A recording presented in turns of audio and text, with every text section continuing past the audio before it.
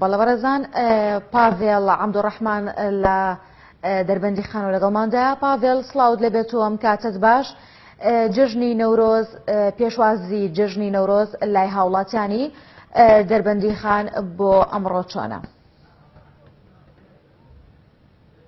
بەڵێم کاتەیە و سەرجەم بینەران باش دیارە قەزای دەربەندی خان یەکێکە لەو ناوچانەی کە ڕێژەیەکی زۆر ناوچەی گەشتیاری تێدایە و بەەوەیشەوە ساڵانە بەتایبەت لە وەرزی بەهاردا ڕێژەیەکی زۆر گەشتیار ڕوو لە ناوچەکە دەکات بە مەبەستی گەشتکردن و ئەمڕۆژ وەکو دەبینرێت سەرەڕای ناجێگیری کەشووە بەڵام ڕێژەیەکی زۆر گەشتیار ڕوویان لە شوێنە گەشتیارەکانی قەزای دەربەندی خان کردووە.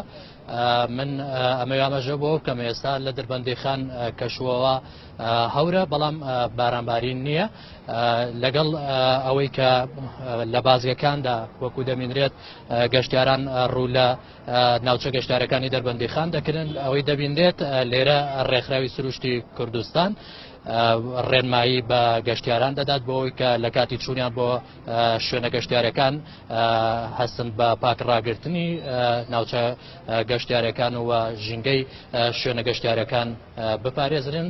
من بۆ قسەکردنی زیاتر سەبارەت بەوە ئەچمە لای سەرۆکی ڕێکخراوەکە بەڕێز کاک سەرۆرم لەگەڵایە کاک سەرۆرم کاتت باش. ئەمڕۆیەوە چی بە گەشتیارانەدەن و ڕێنمایەکانی ئێوە چییە بۆ گەشتیاران؟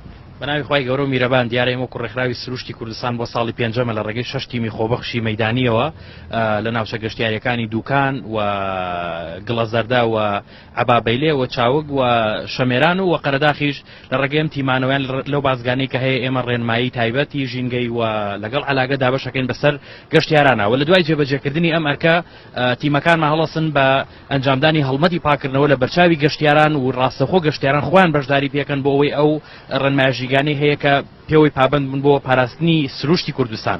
دیارەوەی کە ئێمە مەبەستمانە ئەوەیە ئەو ناوچە سروشتیانەی کە هەیە بە پارێزراوی بمێننەوە چونکە ئێمە باوەڕمان وایە بۆ دەبێت گەشتیارانیش باوەڕیان وابێ کە خاک و ئاو هەوای کوردستان خوێنی بۆ ڕژاوە بۆیە لە پێناو ڕێزگرتن لە پێناو خوێنی پێشمەرگەکانمان خوێنی شەهیدەکانمان بۆیە دەبێت پارێزگاری لە ئاو هەوای کوردستان بکەین.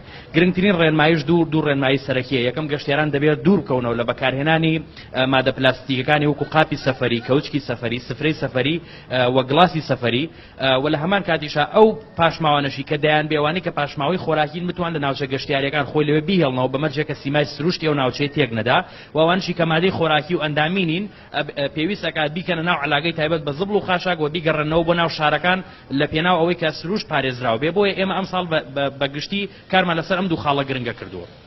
سواز بۆ کاتەکەت. بەڵێ سۆکارەوەی کە گوێبیستی بوویت و سەرۆکی ڕێکخراوی سروشتی کوردستان بوو دەمەوێت ئاماژە بۆ بکەم لەگەڵ قەرەباڵغبوونی شەقامەکان و شەقامە گشتەکانی قەزای دەربەندی خان یاخود ڕێگەوبانەکانی سنوورەکەدا بەڕێوەبەرایەتی هاتشۆی دەربەندی خان لە ڕێگەی تیمەکانیەوە بۆی کە ئاستەنگی هاتشۆ دروست نەبێ و ڕووداوەکانی هاتشۆکەم بمنەوە بەردەوام ڕێنمایی بە شۆفێران دەدەن بۆ ئەوەی کە پابەندی ڕێنمایەکانی هاتشۆ بن. بەڵێ سۆکەر. بەڵێ زۆر سپاس بۆ پەیام نەریکێنن پاڤێڵ عەبدوڕەحمان کە لە دەربەندی خان و لەگەڵمان بوو.